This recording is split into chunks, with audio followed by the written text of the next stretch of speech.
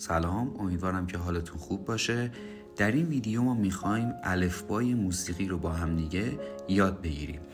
ما قبل از یادگیری هر زبانی اول باید حروف الفبای اون زبان رو یاد بگیریم. مثلا در زبان فارسی ما 32 تا حرف الفبا داریم که میشه الف، ب، پ، ت، س و الی آخر. یا در زبان انگلیسی ما 29 تا حرف الفبا داریم که میشه A, B, C, D و الی آخر. در موسیقی هم ما 7 تا نوت داریم که عبارت هستند از دو، ر، می، فا، سل، لا و سی. و بعد از اینکه نوت سی تموم شد دوباره این روند تکرار میشه، یعنی دوباره میگیم دو، ر، می، فا، سل، لا و سی. و حتما باید به ترتیب حفظ بشن.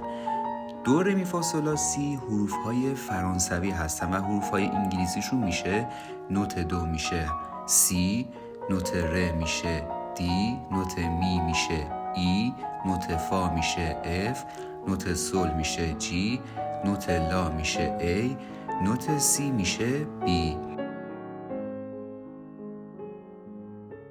اگر از این ویدیو خوشتون اومد ممنون میشم لایک کنید و حمایت کنید از این پست.